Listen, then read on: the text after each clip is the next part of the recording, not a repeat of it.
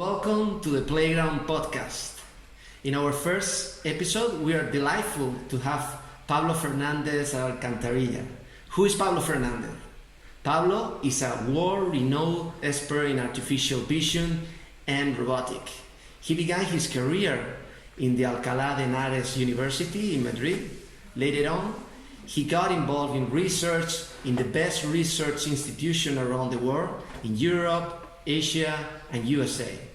This globetrotter style of life ended in 2014 when the Toshiba Research Division in Europe hired him. There, he also incorporated to his artificial intelligence skills, at the moment, the rising hot topic, deep learning applied on vision. In 2016, the well-known robotic firm iRobot, everybody knows who iRobot sell, hired him to work on his artificial vision department, and 2 years after that, he became the head of research at Slamcore, a consolidated UK startup in the world of simultaneous location and mapping for robotics. Currently, he is the CTO at Slamcore. Welcome, Pablo. Am I missing something in this presentation? No, I think it was a very good introduction. Also, thanks, Miguel, for the introduction. It's a pleasure for me to contribute to this podcast, and I think it's a very good initiative. And always, we are good friends since many years ago, so it's always a pleasure to have a chat with you. Awesome. It's a shame that I guess the plan was for me to physically go to and visit your offices in Madrid, and I don't know, due to coronavirus, when I will be able to go back to Madrid, where I come from, so that's my city. But anyway, I'll try to do my best and do this remotely. And then Absolutely. when So another occasion, I'll visit you in Madrid. I'm really looking forward to meet with you in Madrid. I think I met you like 3 or 4 years ago, last time. So let me break the ice with one maybe silly question, but it could be interesting. So you are working in technology. What is the sci-fi movie or show that relate most to your work in artificial vision? Well, I guess my answer is gonna be a bit biased to I guess the last few weeks in my life, because I work in robotics, and I always liked robotics in a way.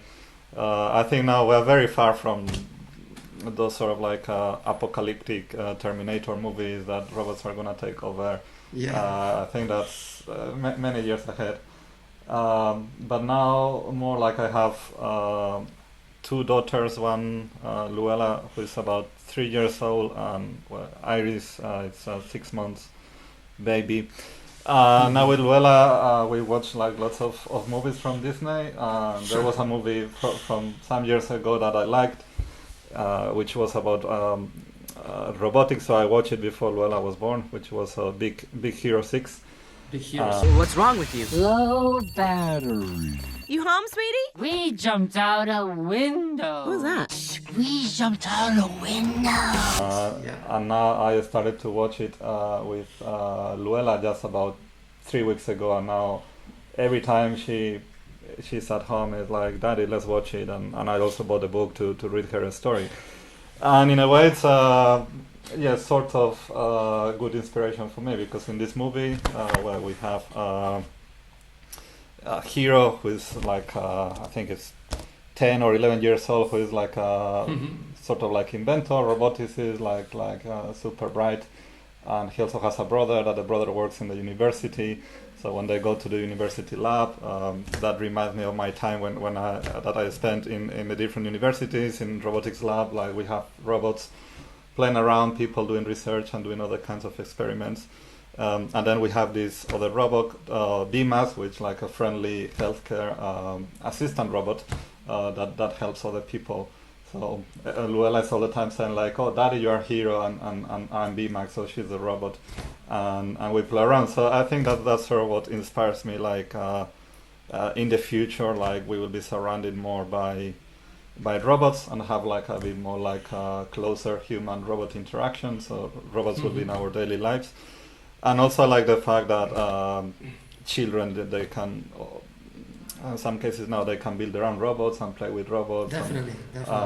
Play with engineering and those sort of things. So even though it's a Disney movie, but in a way it reflects a bit, the impact that I would like to see in the society. Okay, so I feel that your strategy is that even at your personal life, to get involved with the robotic environment as soon as possible, right?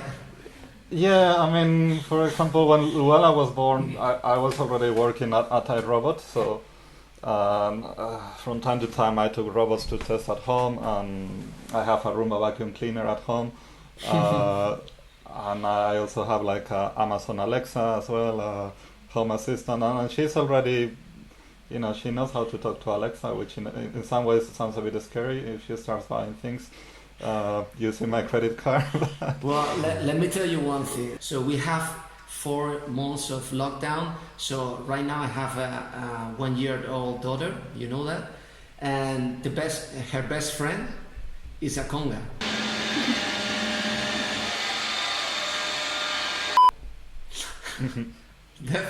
So it's crazy, but she interacts with a robot every day. Yeah, I think for new generation that interaction is gonna be natural, because I mean we just have like still like relatively few examples of robots that are in the houses and working in the houses, but that's gonna change in 10-20 years time. We will have robot vacuum cleaners, home assistants, lawn mowers. Even maybe the house itself, it's a smart house, and maybe the house can be considered itself as a robot as well. So, yeah, I think those I'm looking forward to some of those changes. Yeah. So let me ask you, why were you interested in the field of artificial vision and robotic at the beginning? How you get interested? Well, that's a good question. I think in my life I jumped from failure to failure. So initially I was okay at football. So I played one year at Real Madrid youth teams when I was like 11 years old, and I was very bad. And I was really bad, and then I was fired after 1 year. So they decided like I wasn't good enough. And then I said, okay, maybe I will start playing basketball. Then for many years, my dream in life was like to play NBA. But my knees, I suffer a lot with my knees. And then there was a point like I said, like, well, I need to give up playing basketball. And then I decided to do a PhD in robotics and computer vision, because I think I was always interested into, I don't know, back in the days when I was in high school, and I was reading about artificial intelligence, that sounded like very cryptic and abstract to me, and I tried to find a bit more what was that about. And then I decided to study telecommunications engineer, or that's how it was called in Spain, which is a mix between electrical, electronic, and computer science.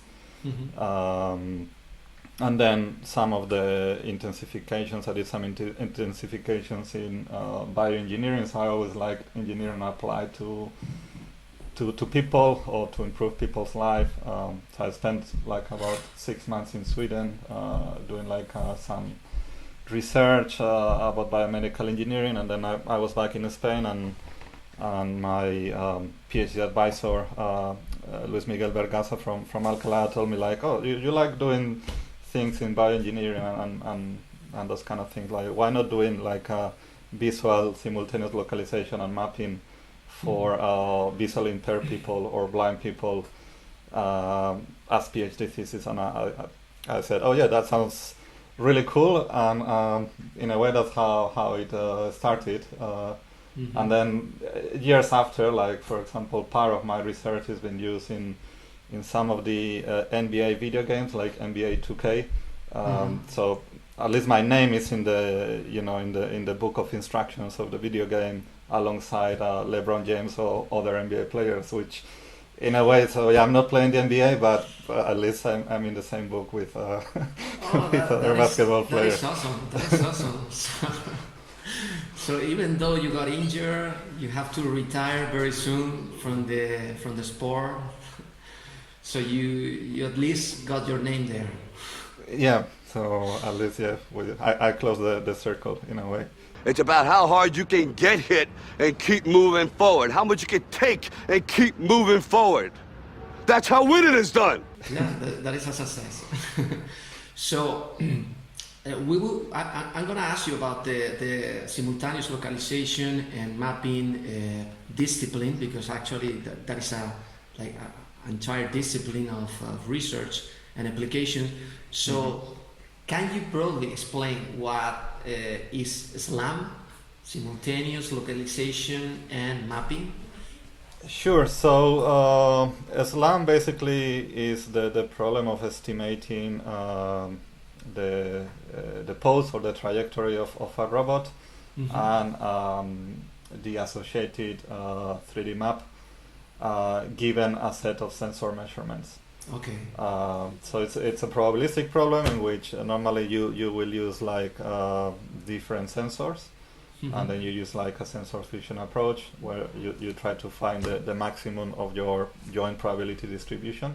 So at each time you recover an estimate of the most optimal trajectory up to some point in time, and the corresponding map, because it's a bit like chicken and egg problem. You can't know your position unless you know your map. So you use your map to estimate your position and then update the map. Okay. And in as far as your experience can tell you, in which industries this technology or these disciplines is most used? Well, there are many use cases. I think SLAM, like basic SLAM, it's a well-known problem in academia. Like people have been studying SLAM for more than 20-30 years. My advisor at Georgia Tech, Frank Delaire, he's one of the top leaders in the field and one of the persons that has been like a big inspiration in my career. So initially the first SLAM systems were laser-based systems. Lasers and LiDARs, they are more expensive than cameras, but are easy to use because they give you like very good range information from obstacles. Now then people started to investigate a bit more. Okay, let's replace lasers by other cheaper sensors like cameras. So images, right? Images, yeah, video. And also inertial sensors like inertial measurement unit, like those sensors we can have in our mobile phones. Like, so let me ask you a quick question. Maybe this is probably a technical answer. So why GPS is not good for localization of robots? Because of the precision, the accuracy? It really depends on the final application. GPS outdoors, it may have problems if the robot is surrounded by tall buildings, because problems with the signal and multipath effects. So sometimes you may get let's say a standard deviation in your position of 10 meters, which may be fine for some applications, but it's not fine for some applications that require like very, very precise localization. One example, and also depends on the countries. When I was working on my PhD thesis, the idea was to use a visual SLAM for visually impaired people, to localize them in cities, in a way like as they may use GPS, but something much more accurate and precise. While I was doing experiments in the US, some of the visually impaired users, they were happy to use GPS-based systems because maybe the roads are completely different than some of the streets in Europe. And then when I conducted experiments and talked to visually impaired organizations in Spain, they they were not using GPS-based systems because the error was too large. Because of how the streets are, that the streets are more narrow compared to the US and those sort of things. But also, let's not forget that indoors GPS doesn't work. So if you want a robotics application that requires localization indoors, you need to look at different alternatives. Okay, I see. So, and let me ask you also, are there any application of SLAM in non-robotic systems? Like, for example, on humans? Sure, depends a bit for use example, case, no? We have virtual reality headsets that are running SLAM. Oculus Quest is a very good example. So they have visual inertial SLAM tracker to understand how the person is moving and the device, so they can have like a better virtual reality experience. Augmented reality systems in your phones, most of them AR Core or AR Kit, they have a SLAM component there. And then for some in cinema industries, like some motion capture systems, in a way they also have some sort of SLAM technology. Yeah, so then I see that when SLAM became also more like broader in terms of not exclusive to robotic, it is in the context that augmented reality and virtual reality became something that can be another industry, right? Yeah, also medical, for example. I mean, I've been working in SLAM for, I guess, more than 10 years, and I work in SLAM for visually impaired people, for autonomous robots, for autonomous cars, for drones, for robot vacuum cleaners. And for one example is when I did a postdoc in France, I was working on SLAM, but it was for laparoscopy and for medical applications. So I was involved in a project which it was basically running SLAM during colonoscopy explorations to detect polyps and reconstruct those polyps in 3D. Wow. And basically use machine learning to, I guess surgeons, they have like some metrics that they have into account to decide if a polyp is good or not. But so it was accuracy, to create something. Accuracy is critical there, right? Yeah, I mean, I think medical it's a very interesting field and with lots of SLAM applications. I think the problem is, the path to get there until you also as a company. I mean, research is a bit different, but if you want to put something into the market that doctors are going to use on a daily basis, it's painful because it has to work really, really, really well. It involves many years of experiment, tests, and being very, very solid to become a tool that doctors would like to use. Yeah, definitely. So, and let me ask you, because there is a hot topic in AI, deep learning, so which is a technology that many companies are using, and how was the justification to include that in your toolkit, right? Because at the very beginning you start working in simultaneous localization and mapping, not using deep learning, but at some point you start using it. So what was the idea? Yeah, so that's a good question, and I think it's still an interesting question in the community. So I guess back in 2012 or 2013, where in the past there was lots of research in neural networks and convolution neural networks by different groups, but there were interesting methods, but we didn't see like inflection point coming in the computer vision community until 2012 and 2013, which one paper from Hinton's group, basically they got like top results in the ImageNet image classification benchmark, and then all of a sudden people in the computer vision started to think more, okay, let's explore this and let's try to use deep learning. So for me it was a bit similar, but Islam as such, it has always been more like a probabilistic sort of geometric based field, where there weren't lots of learning based components. But I was at Toshiba in 2012, 2013. And then I was sort of working on more traditional visual Islam methods, and that's when deep learning started to become a bit more popular. So that's when I started to work a bit more with deep learning, and I work on projects regarding semantic segmentation. So in an image per pixel, you predict like a semantic label, so you know if that's floor, table, or car, or pedestrian, or whatever. And also I work on similar problems for change detection. So in terms of autonomous driving, like one of the bottlenecks is how to update the maps efficiently. So I work on projects that's for real time, right? To get a real time feeling, right? Yeah, I mean, but well, it could also be batch or offline. It depends on what is your strategy for building the maps. It doesn't have to be real time. You will go out with your cars and with your sensors. You spend hours collecting data and then offline processing to get like perfect point clouds and detailed point clouds.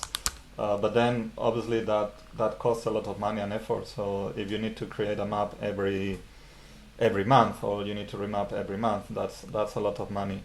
And hence that's why like automatic change detection is important to see which parts of the map you need to update in an automatic way. So I work on some projects at the time where we investigated the use of deep learning to detect changes on the structural environment, so to see if you have a new building or if you have a new traffic sign, or things like that, or while at the same time the network was trained to be invariant to lighting changes, vegetation changes, seasonal changes. So because that's also interesting, because we may have images winter with the snow and summer, like the appearance looks very different, but the network needs to learn like, okay, this you don't want to fire on these changes because they are not structural changes that you need to consider when updating your map. So that's when I started to play a bit more with deep learning based methods, and now it's sort of like at the SLAM core, it's where we want to combine the best of both worlds, more like a geometric probabilistic world like it's SLAM, with deep learning, which is a bit more sort of appearance based, or like lots of data and you get some predictions. Especially the missing thing in Islam is because Islam, as it is traditionally with laser-based sensors or now with cameras, it gives you like a trajectory of a device and also a map of the environment, and you estimate both of them simultaneously.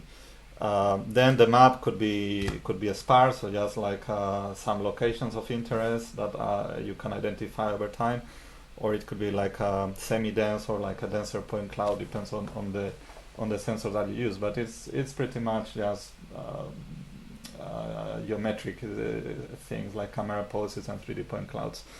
Now people are starting to add more semantic meaning to Islam.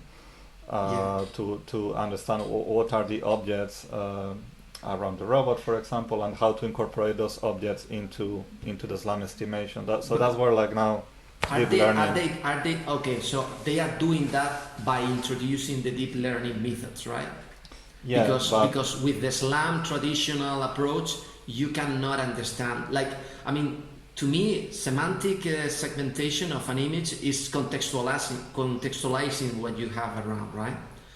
To have a context, and you cannot do that with SLAM, right? With the traditional version. No, because that wasn't the purpose of Islam. But now there are methods that try to add semantic components within the Islam framework.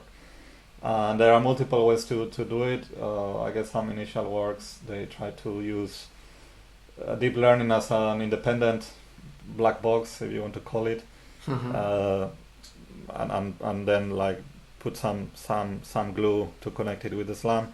But now there are more interesting methods that try to combine both worlds in a meaningful way. So Islam can help you to provide training data for deep learning, because in Islam you also have lots of information. You know the pose, or you estimate the poses or the transformations between images. You can use a 3D map. So this is already information that you can use in your deep learning losses to train your models, and maybe train in an unsupervised or semi-supervised way, because the drawbacks of deep learning, from my point of view, it's still far from true, like true artificial intelligence in a way. I see it more as a tool. Yeah. At the moment, deep learning is very good in a way to find patterns in your data and find particular embeddings based on your data.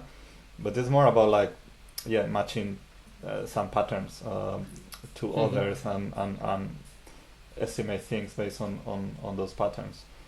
Yeah, so you always need a human behind the deep learning algorithms.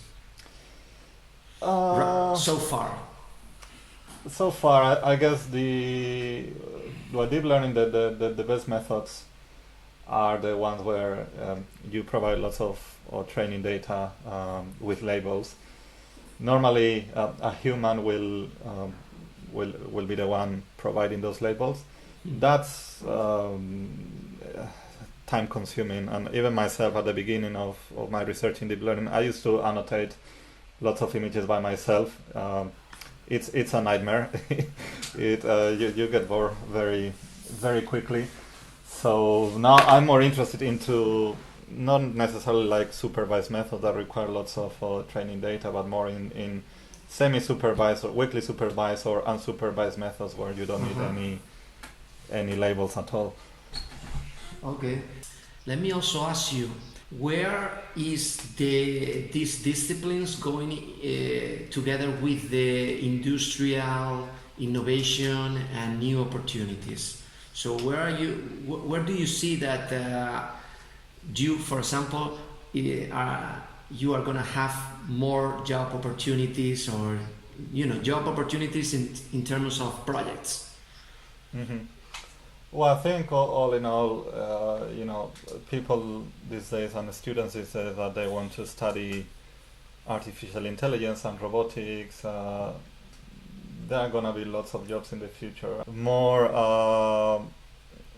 I think, problems that we are trying to solve in the industry, for example, with Slamcore, the company where I work at the moment, is that there is a lack of experts in the world. For example, experts in Islam. There are very few people in the world that they have the knowledge about how to build a SLAM system and how to deploy it in a real environment, or in a real commercial environment.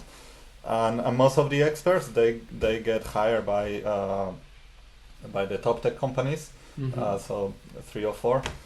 And then that creates a bottleneck, because then there are many other like small startups, medium-sized companies, or large companies that they want to deploy SLAM or perception solutions into their applications, and then they need to invest lots of money first to build that team of experts, and then build that technology. So that takes some years, and then at the end of the day, that technology may not work very well. You always have like open source solutions, but open source solutions don't work well enough for all the cases that you have in the real world. So what we want to enable to facilitate with Slamcore is that we plan to release an SDK this year. Awesome. Which is a set of tools. So we have like different tools. One will be like visual inertial SLAM to get the trajectory of the robot, then dense mapping to create the geometry that robots can use for planning and navigate safely from A to B. And then we're going to release things about scene understanding with deep learning, more at the level of objects. Awesome. So we want to provide these things to companies so they can use it they can use these tools to enable them to focus more on high-level robotics applications. Yeah, definitely. I mean, opening SDKs or frameworks to the community, it is a great strategy. I mean, and you feel the pain on SLAM, but that can be generalized to the whole AI community. the top companies hire the best AI talent, and then it's hard to find AI talent around the world. I mean, it's hard to compete with them, but also for I guess in robotics, I guess a large percentage of the robotics applications you need localization and mapping. Yeah. So each new company, you don't have to reinvent the wheel, because it's SLAM is a field that has been studied for many years. It's not, in a way, it's very different compared to a deep neural network because of the connections. In SLAM, you have lots of different blocks and computation blocks linked together. So it's not something that you can, at least until now, you can train end to end. You provide training data and it is. So it's a bit complex in a way, especially more if real world scenarios that you may have lots of corner cases. Yeah. So let me ask you one thing. In terms of robotic, there is a popular company that everybody knows, Boston Dynamics, right? Mm-hmm. So what is your opinion about their SLAM technology? Do you have any idea of what they do, if they are great or not, or? I do have. I think. I know some people within the company, and sometimes we talk about. I think one of the problems with SLAM is like SLAM. It depends a lot on the hardware that you choose. So in this way, for example, at the SLAM core, we try to be modular and flexible, so to provide, like, in a way, general SLAM solutions that can be applied to different robotics configurations and hardware. But then at the end of the day, if you want like that extra level of accuracy, you need to do a bit more customized software hardware integration. Mm-hmm. So Boston Dynamics, I think they don't. I wouldn't say like SLAM is their main strength as a company. Mm-hmm. They are very good and they have done very impressive robots and demonstrations, but sometimes these demonstrations they use like QR codes or codes that they can use to know its location. I know they have some internal efforts about visual SLAM for the dog, for the spot. But as a spot is a bit like a beast because it has lots of cameras, lots of sensors, and so far and so on. So it's like the robot would need like a sort of like dedicated SLAM solution to navigate safely, but it's doable. So you mentioned the hardware part, right? Mm-hmm. So going to the Tesla world, where they have developed their own hardware for processing in real time images with deep learning algorithms for their contextualization and everything that the car has to do. So here there is a $1 million question, right? Or $1 billion question. So LiDAR, vision, both. When we are talking about autonomous self-driving cars, what is your opinion? What is what is your opinion? For us, at SLAMCO, for example, we are experts in visual inertial SLAM, so all about using cameras, maybe with inertial sensors.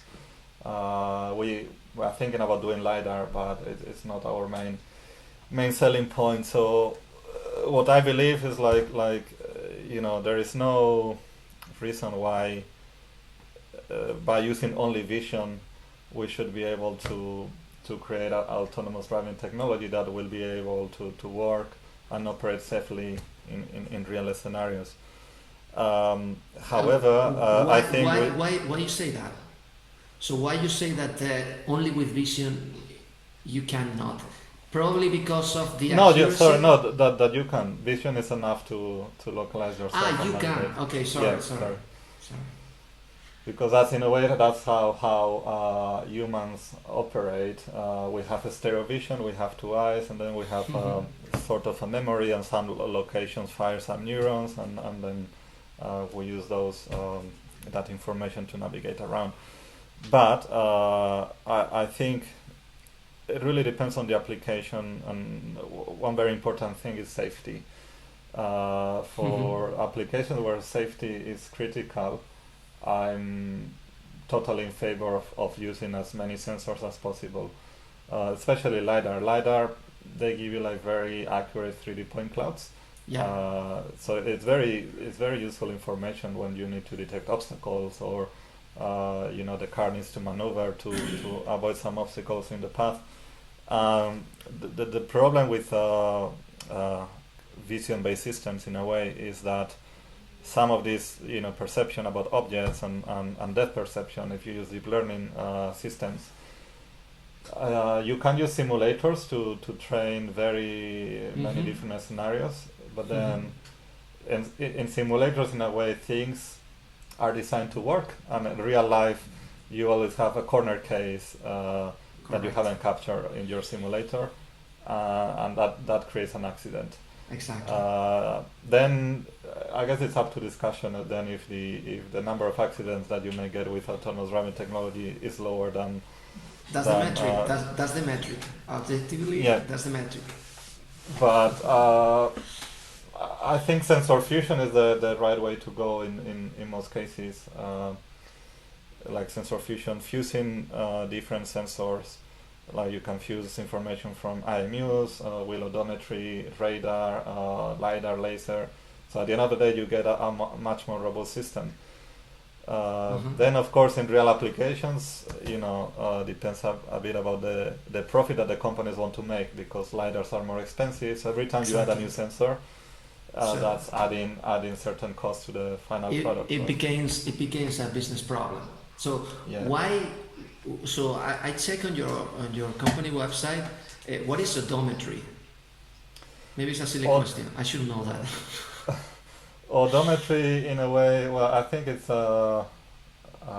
maybe a term that sometimes people use in different ways, but basically odometry is sensor information that gives you incremental or relative motion estimates.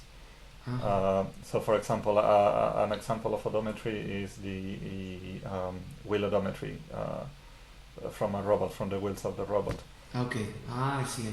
So, using the information of the wheels, you can get an estimate of how much the robot has rotated and has translated. The problem, and that's the interesting thing about sensor fusion, is like each sensor has some pros and cons. And then each sensor has a different noise model, so you need to model that probabilistically, and then combine all the sensors together to give you the best possible estimate of your trajectory and map. So let's jump to a question that everybody is nowadays asking. So we are in a pandemic. You mentioned at the very beginning, what is a SLAM core and your team doing with your technology to impact in a good way to the problems that are emerging with this pandemic? Yeah, that's a very good question. I think, we as Slamcore, we have a blog in our website where we write some blog posts on a regular basis, and I think we wrote some articles about robots in the COVID-19 world. And now I think the last one we wrote, it was that we got a funding round of $5 million, I think, US dollars. Congratulations, man.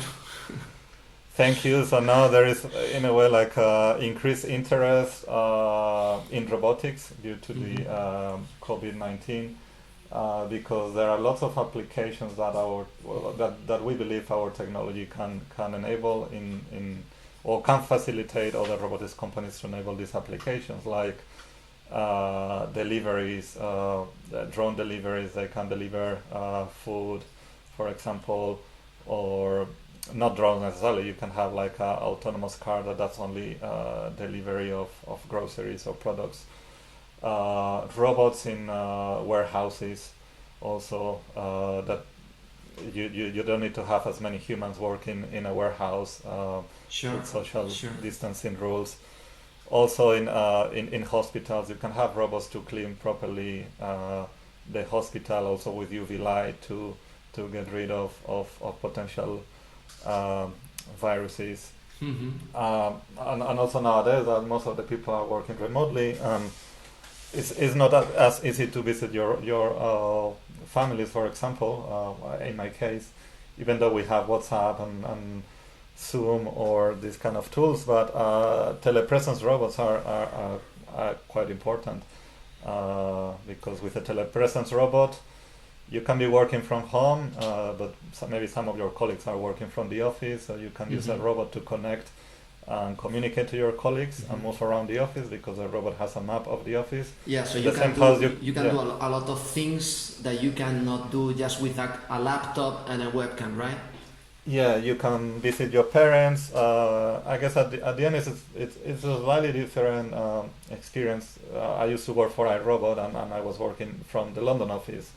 Most of my colleagues were in Boston or in Los Angeles, and I use telepresence robots quite a lot to communicate with them, and it's a bit different because if you want to set up a video conference, you need to let me know. Oh, Pablo, connect at this time. Use your headphones, and then it's always you always ask the other person, "No, can you hear me well? Oh, my mic is not working," and sometimes. But with a telepresence robot, you just connect with you use your phone or your tablet, and tell the robot to go to, the meeting room or go to the office of your colleague, and then you have a screen there, and the other person doesn't need to do anything. You interact with the robot in a natural way. Okay, cool. So are we 100% sure that this virus doesn't affect robots? I guess not, think right? So. Only humans. No. Robots should be fine. There are other problems affecting robots, and more like there are other topics more like how secure are the robotic systems to other viruses attacks or hackers, which they as any software and hardware machine like your mobile phone, and especially if they are connected to the internet, they can be attacked by malicious people. So general public get scared thinking about that. But from a technical point of view, it is something that worries you from a business perspective, even. I think I'm more worried. I think systems. Those robotic systems that they run everything on the edge, on the platform. I'm not too worried about it. I'm more worried about those robotic systems that connect to the internet. So then, obviously, companies that sell those type of robots, they already have like some security policies in place and privacy policies, because if you connect a robot to the outside world, the robot is facing the same dangers as your mobile phone or as your computer when you connect to the internet. So I feel it's like with people, right? So as soon as you are connected to the world and you have the virus, you are a problem.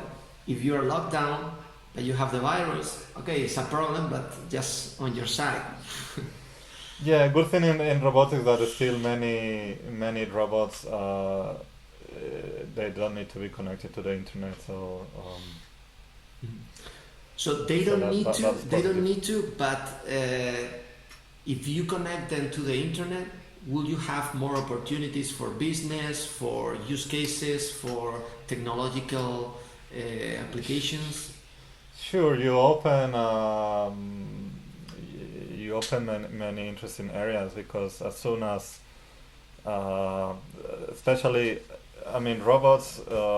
It depends a bit on the application, but those that they need to compute things in real time, they cannot have like very expensive hardware, also because of power consumption. Like normally you want your processing in your robot to be a bit lightweight. So for example, a robot, that does delivery within a city, maybe the 3D map of that city, it's massive, so you cannot fit that map into memory. So maybe that robot needs some sort of server-client communication that connects through 5G with the internet and queries a server and gets information about the 3D model, and then the robot uses like a small subset of that 3D model to localize at that particular time. Let me ask you one thing about 5G. So is something that is going to facilitate the integration of robotics opportunities together with the internet opportunities? I think so. I think more in the context of, for example, augmented reality, where probably I think in the future we will have applications where, in a way, each city it's mapped in some sort of representation that enables some augmented reality applications, or more about the spatial AI. So we will have applications that they will know spatial information, and I don't know, for example, it could be like restaurants. You walk around a restaurant, you wear like some glasses, AR glasses, and you can see information. Okay, that's the menu of that restaurant. Or I love doing walking tours in cities, and I like to learn about the history of buildings and things. So for me, that's something that doesn't exist yet. It's like I go to one particular building outside and say, I want to learn about what happened here 200 years ago. Or maybe you don't even have to go. Or even, yeah, but I like I like walking, so it's good to do some exercise. So in a way, we will have AR applications that they will use localization and mapping information. And I think when 5G comes into play, of course we can transfer much more data between a mobile phone and a server that's connected to the internet. Same with robotics. I guess with robotics, especially with deep neural networks, one of the drawbacks of deep neural networks is that they normally require very expensive GPUs or some particular hardware architectures, which normally they are power hungry. So maybe you don't want to run your neural network on your final device or your final robot. Maybe you run your deep neural network models in a server that has like expensive GPUs, and then the server sends that information back to a client. Okay. So I feel that people coming from robotic, they are not that excited with AI as much as people coming from other areas. Is that your feeling? Oh, you were asking about, sorry, maybe I understood, you were asking about AI or AI? Yeah, I was asking about AI. Okay, no, yeah, sorry, my answer was more about augmented reality. I saw that, I saw that. Yeah, something cool about AI that you... I'm really excited about AI, but sort of, I guess my point is like deep learning is not equivalent to AI. So AI is a collection of techniques, a collection of disciplines, neuroscience, robotics, machine learning, computer graphics, and that's when at the intersection of all these things, when big improvements will happen into AI. So of course I'm very excited because that's where the field where I work on. But I want to, maybe in the last few years, which has been good for the field, but I think there is a lot of hype about deep learning. And I don't think deep learning is the final answer. So we may need to revisit many of the deep learning fundamentals, and maybe in 20 years we have very different algorithms. But I mean, it's true that deep learning has made huge progress in some particular disciplines and works really well for some particular problems, but it's not the final answer. But it's great to see how much people are working these days in the field, and you see the excitement in conferences and seminars. There's lots of people interested into those fields, and there are also new startups, lots of job opportunities. So that's great.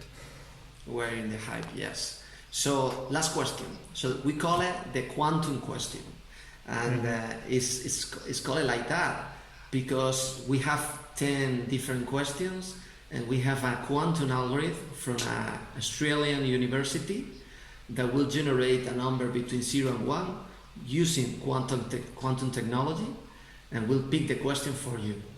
Okay? Okay. So, let me generate it. Yeah, I think also quantum computing is very, and I've been always fascinated about all quantum mechanics theory. Now I've been reading a bit more how quantum mechanics can be applied or translated into machine learning or deep learning. So Are you decided to jump into the quantum? Learning a little bit more to get familiar and. I'm exploring at the moment. Exploring. Yeah, because I like. I guess that the whole theory about quantum mechanics and how some similarities about how all this randomness and being in a stochastic processes, how maybe a deep learning system may work. So that could be some. Okay, so the number was 9, and the question probably is related with what you just said. So the question is, what is your main personal goal right now? My main personal goal. Quantum computing. No. Well, I guess as we are an early stage startup yet. So basically, I guess my goal at the moment is to enable other companies to do like robotics applications by using our SLAM and deep learning technology that we develop at the SLAM core. So hopefully that facilitate new opportunities in the field, and because companies can focus more on their important things for the final application, and they don't need to worry about localization, mapping. One thing that is worth to mention that normally is a pain and not so many people mention in robotics, calibration, or in augmented reality, when you have cameras, IMUs, lasers, and other sensors, calibration is a very critical thing. But it's not as fancy as a SLAM, but it's sort of the first step that you need, so you can run a SLAM. So calibration is also very important, and also that's one of the problems that we tackle at the SLAM core. So yeah, my goal this year is to basically to provide these tools as the SLAM facilitate to others to become a great business in the robotic scenario, right? Yeah, exactly. So I hope you and your company became successful with that. Let me thank you for this delightful conversation, and I hope to meet you soon. Probably at the end of the year, right? I hope. Who knows these days? But it was also a pleasure from my side, and I'm in London, and the SLAM core is very central. It's in London, Victoria, so they are also welcome to. Maybe I should go there. Yeah. To visit us, but I hope I will visit you soon in Madrid as well. Will you be open to give me a walkthrough in your company and explain what you guys are doing day by day, or? No problem about that. I invite you to come to London, and we can show you demos about the things that we are working on. And, great. And chat with other people from the team. That would be awesome. So let me thank also our audience for being there, exploring AI with us. If you guys are interested in our podcast and the things that we are doing, tell us in the comments or of this video or on Twitter. We have a handle at Plaiground_AI. Like us and subscribe. Remember, you can send us your most original quantum questions in the comments, or even you can suggest new guests for our podcast. So see you in the next one, players. Until then, keep an eye on AI and stay awesome.